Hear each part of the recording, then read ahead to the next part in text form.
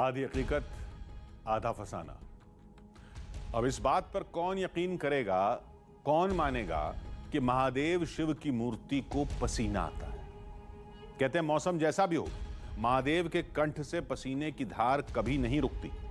शुरुआत में हमने भी नहीं माना, लेकिन जब पुराणों को खंगाला तो पता चला कि वाकई एक ऐसी जगह है जहां महादेव ने विष की तपिश को शांत किया था। पौराणिक कथा के मुताबिक महादेव को उस जगह का पता खुद भगवान विष्णु ने बताया था। वैसे हमारी दिलचस्पी इस कथा में कम और चमत्कार के उस दावे में ज्यादा थी जो सदियों से एक पहेली बना हुआ है। लेकिन हम सिर्फ सुनी सुनाई बातों पर भरोसा नहीं करेंगे, हम उस शिवरूप को अपनी आंखों से देखेंगे, हर मुमकिन तरीके से उस रहस्य की पड़ताल करेंगे, यह पता लगाएंगे कि क्या शिव की उस प्रतिमा को वाकई पसीना आता है। अद्भुत! ऐसा दावा हमने आज तक नहीं सुना था, जिसके मुताबिक शिव की वो गुफा, वो नदी धरती पर मौजूद है और उस गुफा में मौजूद शिवलिंग से आज भी पसीना निकलता है। हमें यह भी कहा गया कि इस चमत्कार को जब चाहें तब आंखों से देखा जा सकता है। पड़ताल का यह मौका भला हम कैसे गंवाते। हमने उस जगह को खोज निकाला और मंजिल थी दिल्ली से करीब 650 किलोमीटर दूर बांदा का नीलकंठेश्वर मंदिर।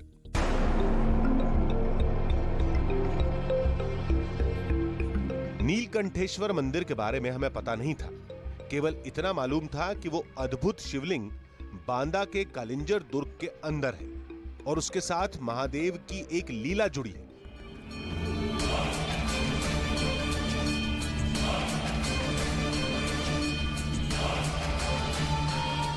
पौराणिक कथाओं के मुताबिक जब देवताओं और राक्षसों ने समुद्र मंथन किया तो मंथन में सबसे पहले विष निकला।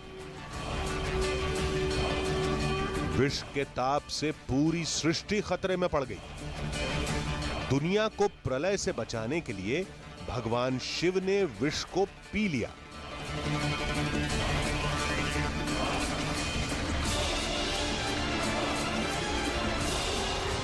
दावे के मुताबिक शिव का वो अद्भुत धाम महादेव के नीलकंठ अवतार का सबसे बड़ा साक्ष्य है, जहां समुद्र मंथन से जुड़ी निशानियां भी मिलती हैं। कहानी के मुताबिक महादेव ने पहले उस पाताल गंगा में डुबकी लगाई, फिर उस गुफा में जाकर विराजमान हुए जहां उस अद्भुत शिवलिंग के होने का दावा किया जाता है, जिसके कंठ से आज भी पसीना निकलता है। हमने भी तय किया कि पहले उस पाताल गंगा की पड़ताल करेंगे, फिर उस शिवलिंग की तलाश करेंगे। कालिंजर में जमीन से 70 फीट नीचे पाताल गंगा मौजूद है। मान्यता है कि शिव जी के विष की गर्मी को ठंडा कर पाताल गंगा पाताल में समा गई। लोगों का दावा है कि उसके प्रमाण आज भी मौजूद हैं। इस दावे में कितनी हकीकत है, उसके लिए हमें पाताल गंगा की तरफ रुख करना होगा। इन जंगलों में पाताल गंगा किधर है, जमीन के किस कोने में बह रही है, हमें कुछ नहीं मालूम था। रास्ता बताने के लिए केवल एक गाइड था जो काफी डरा हुआ था और इस इलाके में कभी नहीं आया था। क्या इन खतरों के बीच हम पाताल गंगा पहुंच पाएंगे? क्या उस नदी को पहली बार टीवी कैमरे में कैद कर पाएंगे जहां महादेव के डुबकी लगाने का दावा किया जाता है? क्या आज उस चमत्कारी शिवलिंग से पसीना निकलने वाले रहस्य से पर्दा उठ पाएगा? आधी हकीकत आधा फसाना। महादेव के उस अद्भुत धाम की खोज में अब पाताल गंगा का रहस्य भी जुड़ चुका था। कहते हैं विष की गर्मी से छुटकारा पाने के लिए भगवान शिव ने एक नदी में डुबकी लगाई थी। डुबकी के बाद वो नदी पाताल में समा गई। लोगों ने बताया कि जमीन से सैकड़ों फीट नीचे उस रहस्यमयी नदी के निशान आज भी मिलते हैं। अब हमें उस पाताल गंगा की खोज करनी थी। अगर पाताल गंगा के सच का पता लग गया तो उस धाम के रहस्य को सुलझाना आसान हो जाएगा। लेकिन वो नदी जमीन के काफी नीचे थी, बिल्कुल पाताल में। उस गहराई में आज तक चुनिंदा लोग ही पहुंच पाए हैं। पाताल गंगा कहां मिलेगी, कब मिलेगी, इस सवाल के जवाब के लिए हम आगे बढ़ते रहे। थोड़ी देर बाद पथरीले रास्तों ने हमारे सामने सबसे बड़ी मुसीबत खड़ी कर दी।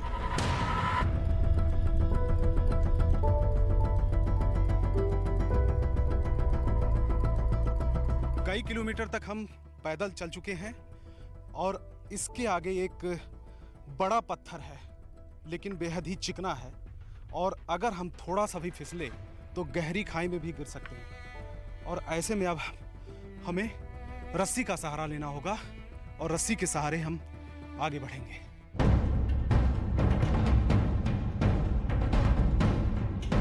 फिर रस्सी की मदद से इस बड़े पत्थर को पार करने की तैयारी शुरू हुई। थोड़ी दूर चलने के बाद हम पाताल गंगा के मुहाने पर थे। हम पाताल गंगा के मुहाने तक पहुंच चुके हैं और यहीं से शुरू होती है पाताल गंगा। लगभग 70 फीट गहरी है, बेहद खतरनाक है और आगे का सफर सिर्फ 4 लोग करेंगे। कैमरा पर्सन प्रणय दास, मैं और 2 लोग और। करीब 30 फीट नीचे उतरने के बाद सीढ़ियां मिली जो नीचे बढ़ती ही जा रही थी। धीरे धीरे थकान हावी होती जा रही थी। 40 फीट की गहराई तक हम पहुंच चुके हैं इस रस्सी के सहारे। ये पाताल गंगा काफ़ी गहरी है और हमें बताया गया था कि 70 फीट गहरी है। हम नीचे उतरते जा रहे थे, लेकिन सीढ़ियों का दूसरा छोर नजर नहीं आ रहा था। आगे घुप अंधेरा था। मुझे अब कुछ आगे दिखाई नहीं दे रहा है। अब इसके आगे कैमरे की लाइट का सहारा लेना पड़ेगा, वरना कोई जानवर भी आगे हो सकता है, जहरीला सांप भी हो सकता है, कुछ भी हो सकता है। गहरी खाई में पैर पड़ सकता है, यानी खतरा बेहद है और आगे अब हमें कैमरे की ही लाइट का सहारा लेना पड़ेगा। अंधेरे में आगे बढ़ने में डर लग रहा था। बार बार कदम थम भी जा रहे थे। फिर भी हम आगे बढ़ते गए और हमारी मेहनत रंग लाई। करीब 150 फीट गहराई में पहुंचने के बाद पाताल गंगा हमारे सामने थी। घुप अंधेरे में कैमरे की लाइट ही एकमात्र रोशनी थी। पाताल गंगा का पानी थमा हुआ था। पौराणिक कथाओं के मुताबिक हम उस जगह पर थे जहां विष के ताप को कम करने के लिए महादेव ने स्नान किया था। आखिरकार हम पाताल गंगा तक पहुंच चुके हैं। बेहद खतरनाक, खौफनाक और डरावना ये सफर था। रस्सी के सहारे हम किसी तरह यहाँ पर पहुंचे हैं और इसके आगे अब अनंत जल है। सफोकेशन बेहद है, लगातार पसीना निकल रहा है, सांस भी रुक रही है। सांस लेना काफ़ी मुश्किल है क्योंकि ज़मीन की सतह से काफ़ी गहराई में हम इस समय मौजूद हैं। बबलू हैं जो इस किले के बारे में, यहाँ के बारे में काफ़ी जानकारी रखते हैं, गाइड हैं, उनसे हम बात करते हैं। बबलू बताइए कि आगे काफ़ी गहराई होगी ये पानी? सर, मैं एक तो पहली बार आप लोगों के साथ जान जोखिम में डाल के आप लोगों के साथ आया हूं। आज तक 20 वर्ष हो गए मुझे गाइडलाइन से करते हुए, आज तक कभी मैं यहां आ नहीं पाया, लेकिन आप लोगों के द्वारा रस्सी के सहारे आया हूं।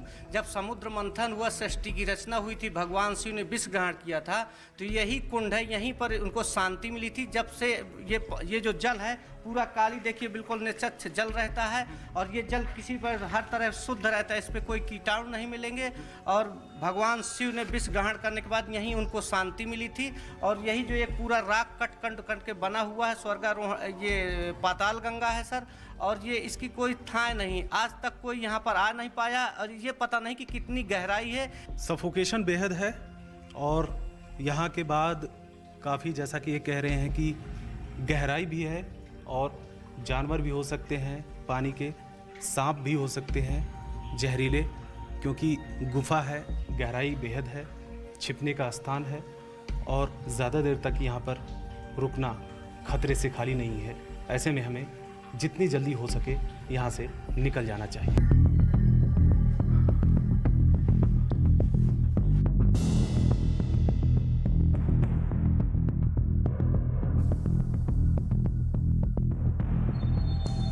पाताल गंगा के बारे में जो कुछ हमें बताया गया था और जो कुछ हम सोचकर अंदर गए थे उससे कहीं ज्यादा मुश्किलों और डरावना ये सफर रहा।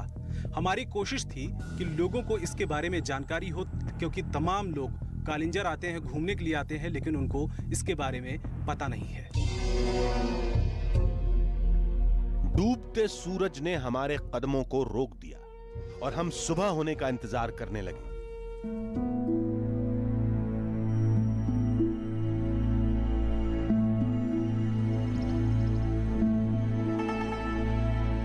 सुबह होते ही हम कालिंजर शहर से उस दुर्ग की तरफ बढ़े जहां वो चमत्कारी शिवलिंग है।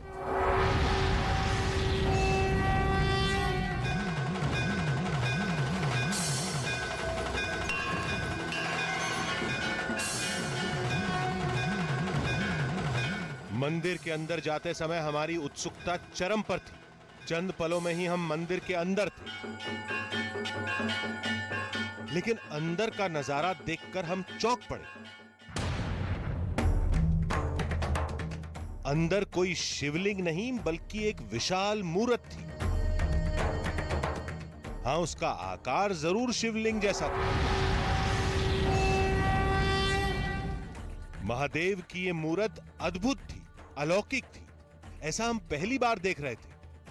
कहने को तो यह शिवलिंग था, लेकिन ध्यान से देखें तो इसका पूरा आकार महादेव के सिर के समान था। सबसे ऊपर जटा, लंबा चेहरा, नाक, मुंह, फिर गला, और उसी गले वाले हिस्से से लगातार पानी बह रहा था। मान्यता है कि यह पसीना है। हमने ध्यान से देखा, शिवलिंग के ऊपर का हिस्सा भी गीला था, लेकिन नीचे गले वाले हिस्से से पानी तेजी से बह रहा था। अगर आप शिवलिंग को दूर से देखेंगे तो फर्क साफ समझ में आएगा। गले वाला हिस्सा ऊपर के हिस्से के मुकाबले ज्यादा गीला दिखाई देता है। ये जब विष का पान किया है, वही ज्वाला की हल्का नहीं, वही गर्माहट निकल रहा है उनके शरीर से नहीं। अब ये पसीना है या पानी, ये तो बाद में तय होगा। पहले हमें ये जानना था कि ये पानी आ कहां से रहा है। आप देख सकते हैं कि तस्वीरों में ये पूरी की पूरी जो शिवलिंग है वो इस समय सूखी पड़ी है, लेकिन शिवलिंग का जो ये वाला हिस्सा है जहां ये गला है, इस जगह पर पूरी तरीके से रिसाव हो रहा है, गीला है। एक बार हम देखते हैं प्रैक्टिकल में इसको साफ करके, और उसके बाद देखते हैं कि कितनी देर बाद यहाँ पर रिसाव होता भी है या फिर नहीं होता है। तो एक बार ये कोशिश हम कर लेते हैं। यहाँ पर टिश्यू पेपर के बाद हमने शिवलिंग को कपड़े से भी पोंछा।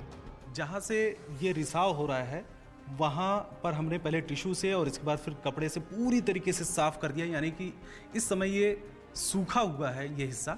और हम थोड़ी देर तक अब इंतजार करेंगे कि आखिर में रिसाव होता भी है या नहीं होता है। थोड़ी देर में शिवलिंग फिर गीला हो गया। ये देखिए कि किस तरीके से यहाँ पर पानी का रिसाव हो रहा है। ये हिस्सा सूखा हुआ है। अभी थोड़ी देर पहले हमने पूरी तरीके से इसको साफ कर दिया था, लेकिन यहाँ पर लगातार रिसाव हो रहा है। मेरे हाथ पूरी तरीके से गीले हो रहे हैं, यानी कि लगातार रिसाव इस हिस्से में हो रहा है।